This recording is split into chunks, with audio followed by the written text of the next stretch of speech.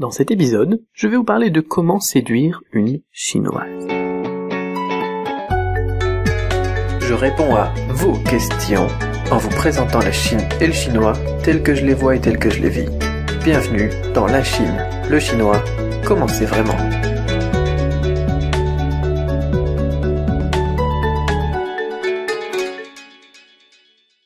Bonjour, c'est Dribo, bienvenue dans l'épisode 44 de la Chine, le chinois, comment c'est vraiment, #LCLCCCV. Alors ça, c'est une question intéressante.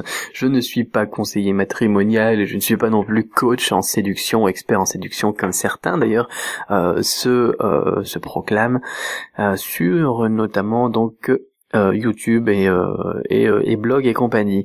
Mais bon, une question aujourd'hui de Kevin qui me dit: salut Cédric, question un peu idiote et plus ou moins en lien avec ce dont vous avez déjà parlé.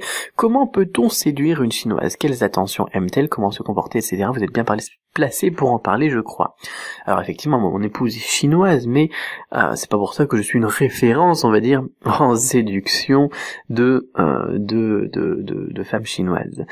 Il y a pas mal de choses que j'ai pu remarquer, notamment qui peuvent changer, mais qui marchent pour tout. C'est l'ouverture d'esprit, c'est les attentions. Regardez un petit peu ce qui est important pour la femme en question, tout simplement.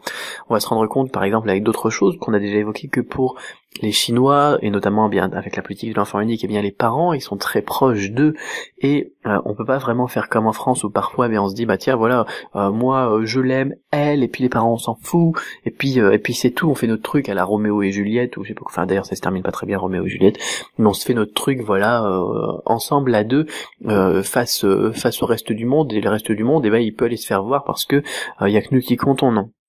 C'est pas possible culturellement parlant en Chine. Donc, par exemple, quelles attentions aimerait-elle? Ou bien, si vous voulez séduire une chinoise, peut-être que une des choses à faire dans un premier temps, un petit peu comme en France avant d'ailleurs, c'est de séduire les parents. Si vous avez la bénédiction du père et de la mère, que par exemple, avant en France on demandait la main de la fille, etc. aux parents, si vous avez la bénédiction des parents pour leur enfant chéri, leur trésor, leur prince, leur roi, leur princesse, qui est tout pour eux, avec la politique de l'enfant unique, vous avez effectivement beaucoup plus de chances de réussir votre expérience, on va dire, de séduction. Ensuite, qu'est-ce qu'elles aiment d'autres comme attention? Elles aiment être rassurées, bien évidemment. Là encore une fois, on est dans un monde de brutes, d'un monde de requins, tout le monde se bat pour son petit truc dans un pays d'1,4 milliard de personnes. Effectivement, il faut se faire une place. Alors quelles attentions elles aiment? Elles vont aimer leur montrer qu'elles existent. Mais ça marche en France aussi, mais sauf que peut-être que parfois on n'y pense pas aussi. En France, on est peut-être un petit peu plus individualiste. En Chine, si vous voulez que ça marche, il va falloir peut-être montrer un petit peu plus que la personne est vraiment importante pour vous, lui rappeler si jamais la chose vous la laissez s'oublier.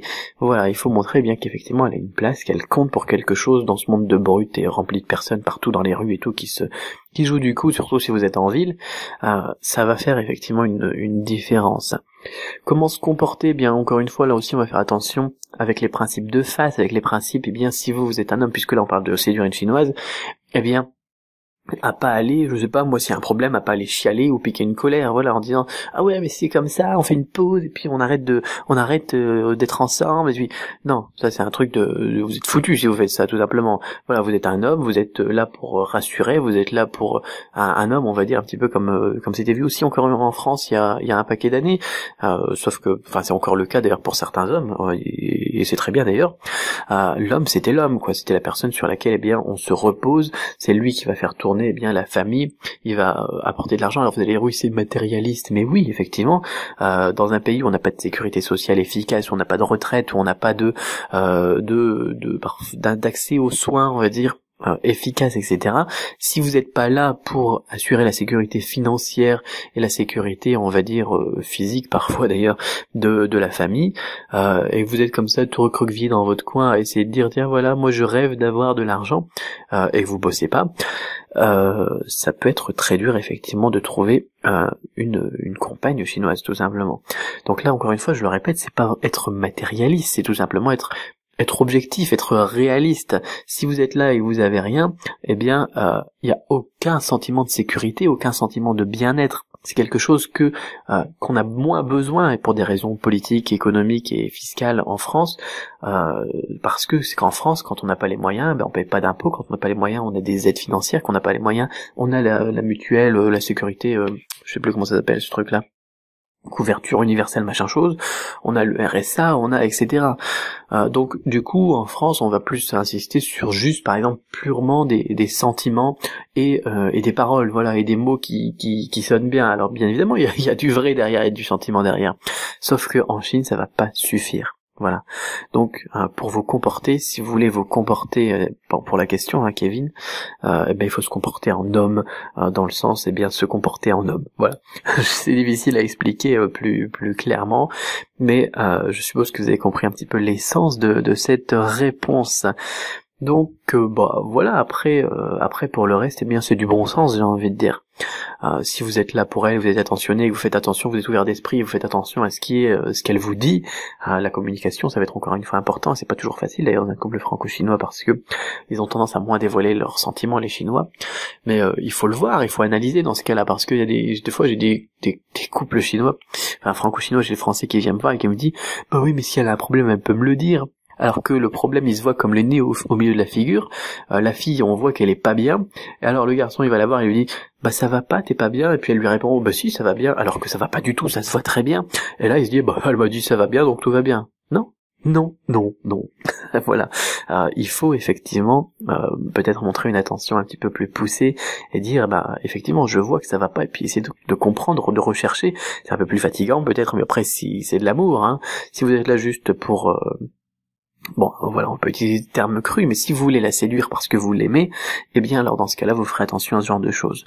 Si vous voulez séduire une chinoise, et c'est peut-être aussi d'ailleurs parce que des fois il y a des gens qui me posent la question comme ça aussi, juste pour dire de la ramener chez vous un soir en sortant de boîte de nuit à Shanghai, alors là par contre je n'ai pas de réponse pour vous.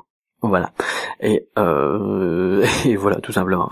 Je vais pas dire ce que je pense, mais il y a aussi des gens comme ça, effectivement, qui voient la séduction comme ça, et c'est plus de l'exploitation, on va dire, trouver des astuces pour pouvoir la mettre dans son lit. Dans ce cas-là, vous pouvez aller voir les autres youtubeurs qui vous proposeront des astuces dans ce sens. Et puis voilà. Voilà, ça fait beaucoup de voilà, mais voilà. Alors, j'espère que ça répond à la question.